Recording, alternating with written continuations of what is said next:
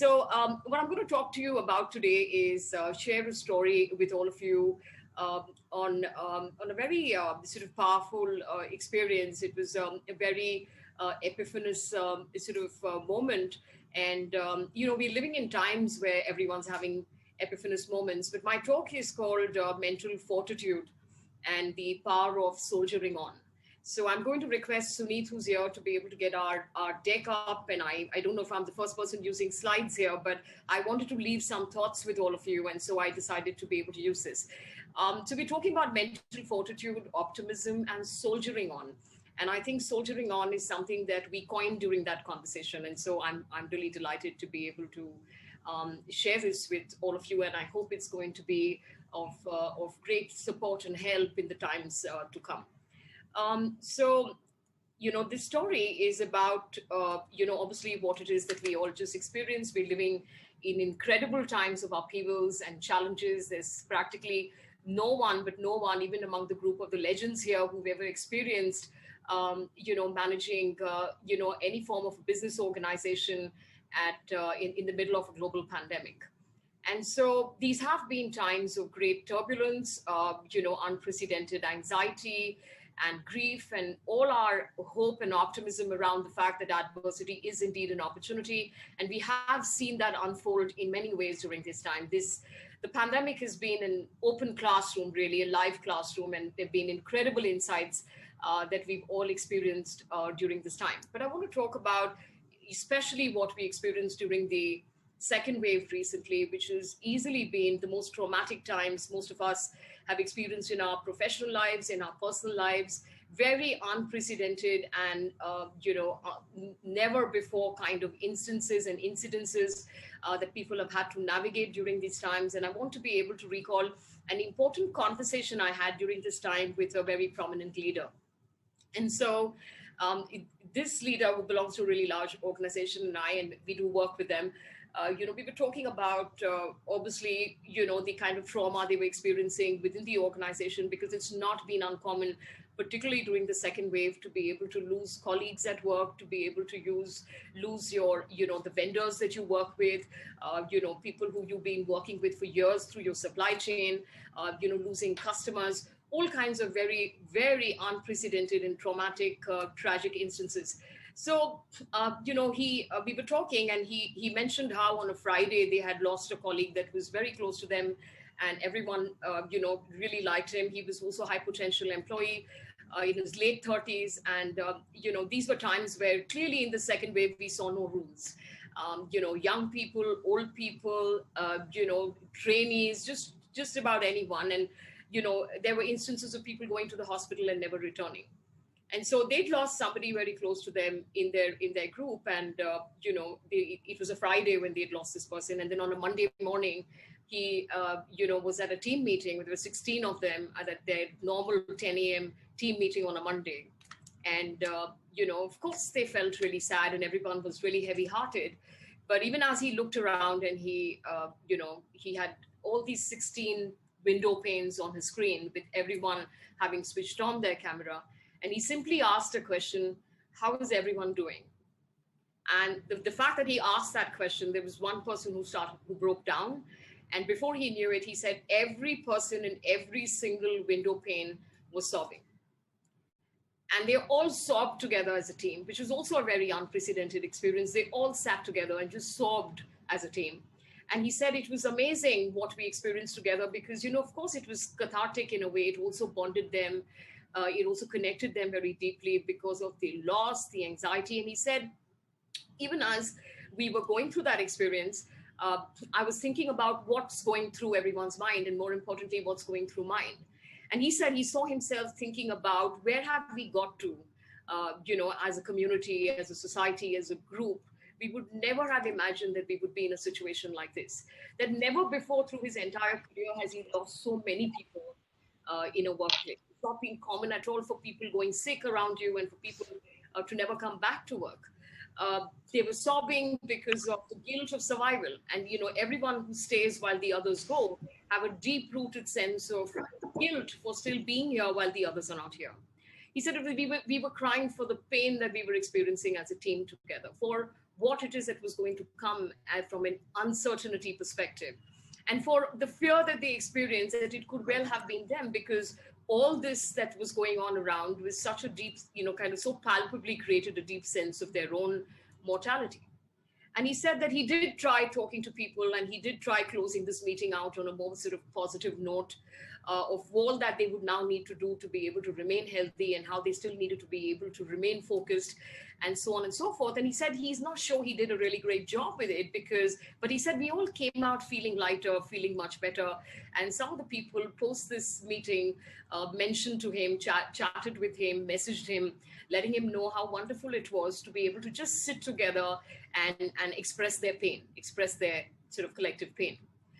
And I think this is what really came out of the conversation, which is that, as people progress in this environment where the uncertainty does not have an upper limit, and you don't know when it is that this is going to really end, is that it is not uncommon to be able to have ask yourself a whole set of existential questions.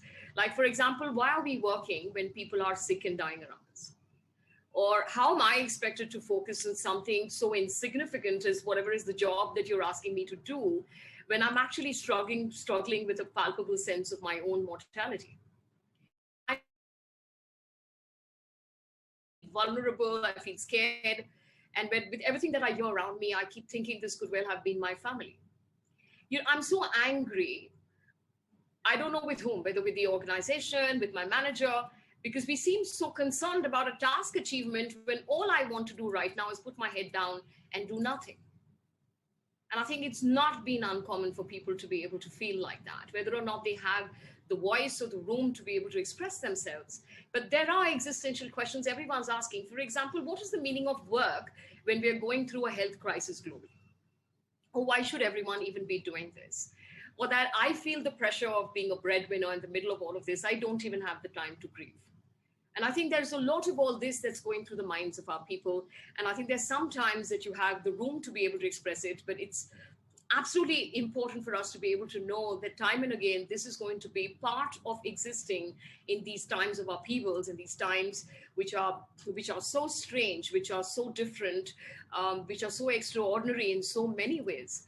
And I know I'm bringing up a very intense topic, and some of the other themes that you've listened to so far, have been encouraging, have been hopeful, and the rest of that. But this is the reality of what it is that organizations are experiencing right now. And I thought that, talking to the HR community at this time, to be able to say that even as we talk about the future of work and we talk about the opportunity and the upside of this adversity, we must understand that there are significant questions our people are asking themselves about why they should be at work to begin with, or why what it is that you're asking them to do is important when they don't feel up to it.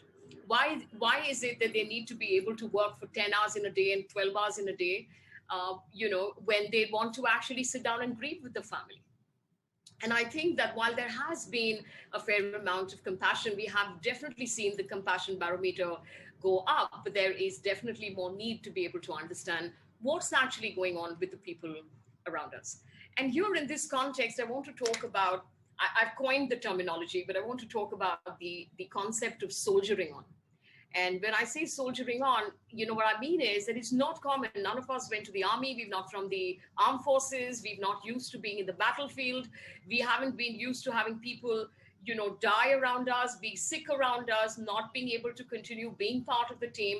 How do you still gather your courage and bring in the much needed fortitude, mental fortitude, to be able to carry on with business and to be able to carry on contributing to the organization's journey? And we coined this terminology, which I think is very powerful. I thought I would use this platform of 10 minutes to be able to share this concept with you, which is the need to be able to, empathize with the fact that, people, the soldiers in the battlefield do this all the time, which is they have people they're really close to who drop down. They're people who they went to the academy with who dropped down. The people they just shared a drink with last night who dropped down. And they still continue to be able to gather themselves, even if they're breaking down inside, to be able to do what's required to be done in the moment. And how do we bring that kind of focus to the mission, to the goals of the organizations, to be able to continue doing what's required to get done?